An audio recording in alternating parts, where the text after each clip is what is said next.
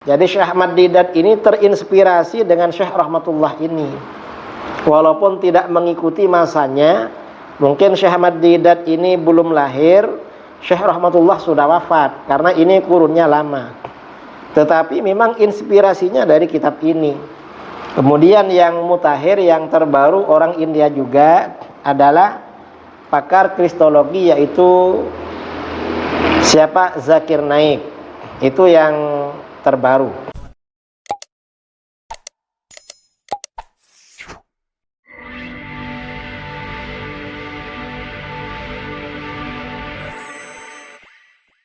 Kita ini sebenarnya juga punya karangan-karangan dalam bidang kristologi.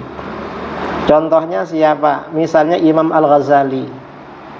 Imam Al-Ghazali ini kebanyakan orang mengenal beliau seorang ahli tasawuf. Beliau punya kitab yang berjudul Ihya Ulumuddin misalnya.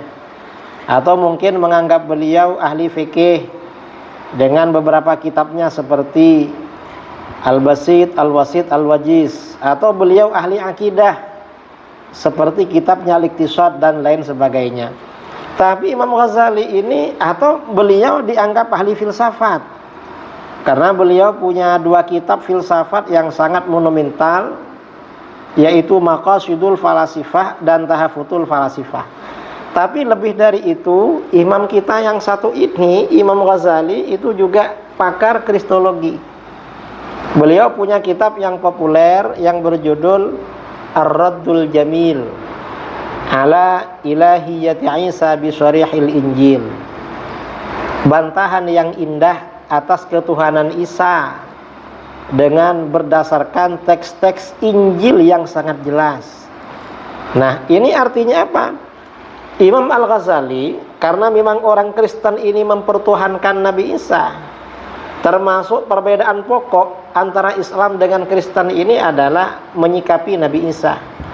Kalau kita umat Islam menganggap Nabiullah Isa ini seorang nabi yang diutus oleh Allah Subhanahu wa taala, seorang nabi dan rasul. Beliau juga hamba Allah, tidak mengaku Tuhan. Nah, sementara orang Kristen mempertuhankan Yesus atau Nabi Isa. Kemudian juga Bunda Maria. Maka bagaimana Imam Al-Ghazali perlu membantah terhadap ketuhanan Nabi Isa ini berdasarkan teks-teks, data-data yang valid di dalam kitab Injil. Nah, artinya apa? Dunia kristologi atau ilmu kristologi bukan sesuatu yang asing bagi para ulama kita. Dan sayangnya dunia pesantren termasuk saya tidak mendalami masalah kristologi ini. Karenanya saya merasa bangga ya, merasa senang kawan-kawan yang aktif di sini Zoom pada malam ini ternyata aktif di sini di kristologi. Mengapa? Karena bagaimanapun menguasai kristologi ini hukumnya fardu kifayah. Sebagian umat Islam harus ada yang ngerti seperti ini di kristologi. Ini contoh ya Imam Ghazali. Kemudian ada lagi generasi setelah Imam Ghazali. Imam siapa? Imam Syekh Ibnu Taimiyah. Syekh Ibnu Taimiyah ini mungkin orang beranggapan dia pendobrak dalam masalah tasawuf ya, dianggap anti tasawuf atau akidah, berbeda dengan mayoritas umat Islam misalnya. Padahal bukan cuma itu. Syekh Ibnu Taimiyah ini juga seorang kristologi. Kristolog beliau. Beliau punya kitab ya, Al-Jawabus Sahih. Beliau punya kitab berjudul Al-Jawabus Sahih liman baddala dinal Masih. Jawaban yang benar terhadap orang-orang yang telah merevisi, terhadap orang-orang yang merubah terhadap agama Al-Masih.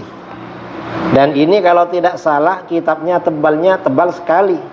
Kalau Imam Ghazali Ar-Raddul Jamil itu hanya 1 jilid, 1 juz. Tapi Syekh Ibnu Taimiyah ini kitabnya malah 2 juz, 2 jilid. Lalu murid beliau Syekh Ibnul Qayyim punya juga itu kristologi. Kitab kristologi punya juga. Nah, kemudian terus ke belakang kemudian menjelang abad modern ini ada ulama ya yang sangat pakar dalam hal kristologi.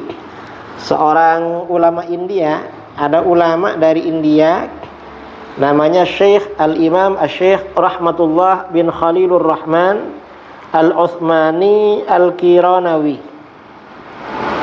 Beliau ini juga pernah mengajar di Masjidil Haram dan pendiri madrasah Shaulatiyah di Mekah Al-Mukarramah. Jadi di Mekah itu ada madrasah Shaulatiyah, sampai sekarang masih ada. Ternyata pendirinya seorang kristologi. Beliau asalnya orang India. Nah, di sini beliau menulis kitab berjudul Izharul Haq. Izharul Haq ini tebalnya 2 jilid, saudara. Ini kitab kristologi. Saya sudah lama punya kitab ini.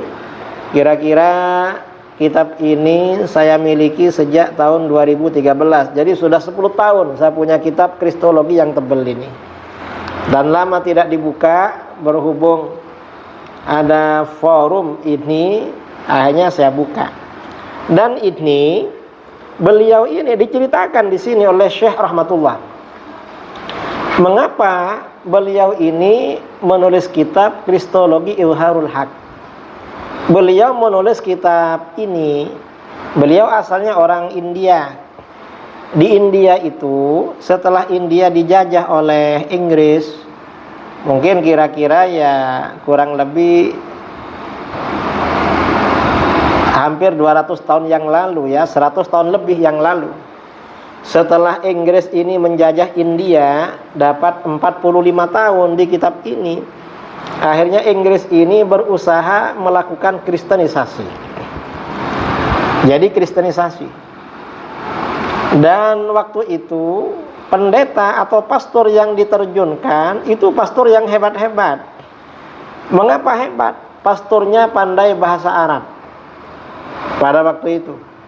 Bahkan pastornya tidak jarang untuk membenarkan ajaran Kristen itu mengambil ayat-ayat dari Al-Quran dan hadis-hadis Nabi SAW. Katanya waktu itu seperti itu. Sehingga dengan demikian banyak umat-umat Islam yang awam ini adalah umat-umat Islam awam terpengaruh dengan pastor dari Inggris ini. Disebutkan namanya seorang pendeta, namanya Profesor Dr. Vander namanya. Kemudian beliau ini menantang Vander ini berdebat dengan beliau. Ada beberapa poin yang ditantang debat oleh beliau.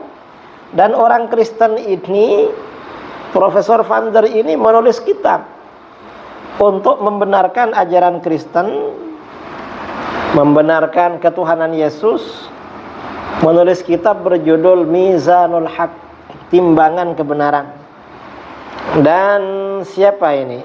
Syekh Rahmatullah ini menantang debat pendeta Inggris ini di halayak ramai. Debat terbuka. Karena didesak debat-debat, akhirnya Vander ini mau. Kemudian poin yang mau dibicarakan waktu itu ada 5 poin yang mau dibicarakan. Ternyata dalam dialog pertama dapat 2 poin. Vander ini kalah telak dalam debat itu. Dan Vander menolak untuk meneruskan debat 3 poin berikutnya.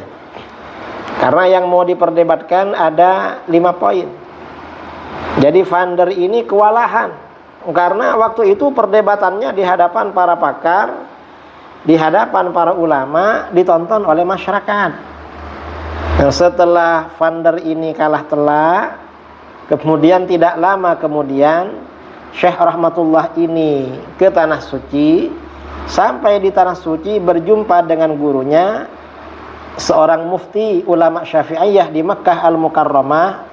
Waktu itu beliau ini dianggap ulama yang paling harismatik, paling alim, yaitu Al-Imam As-Sayyid Ahmad bin Zaini Dahlan. Kemudian Syekh Rahmatullah ini bercerita dialognya dengan Vander, dengan Kristen ini. Setelah bercerita panjang lebar oleh gurunya, beliau diminta oleh Sayyid Ahmad Zaini Dahlan, diminta menyusun hasil perdebatannya dan poin-poin penting yang berkaitan dengan kristologi. Akhirnya apa? Beliau menulis kitab ini yang berjudul Izharul Haq. Kalau Kristennya menulis kitab Mizanul Haq, timbangan kebenaran, tapi beliau Izharul Haq. Kitab beliau berjudul Izharul Haq, menjelaskan kebenaran. Ini yang ditulis oleh beliau. Dan di sini poin-poin yang 5 itu ditulis secara sempurna di dalam kitab ini. Jadi banyak ditulis di sini. Jadi ini perlu dikaji ya.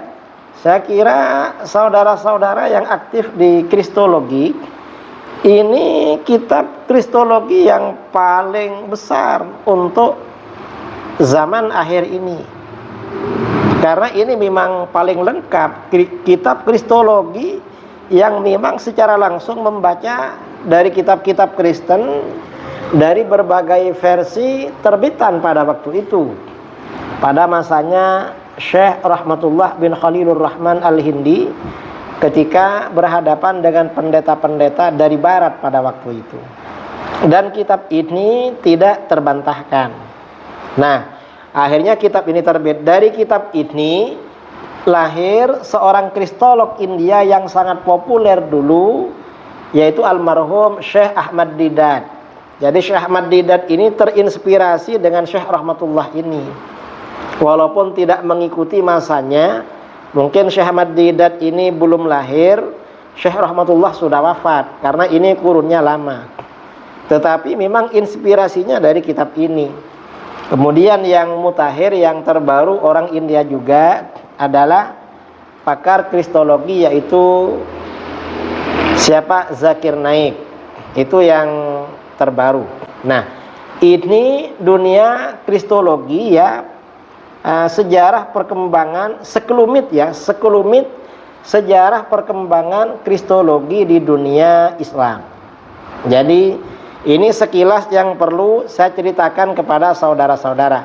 Dan mungkin saudara-saudara karena memang menggeluti dunia kristologi, bisa jadi sebenarnya lebih tahu daripada saya seluk-beluk masalah seperti ini. Ahmadu ya habibi, Ahmadu ya habibi, Ahmadu ya habibi, salam alaikum.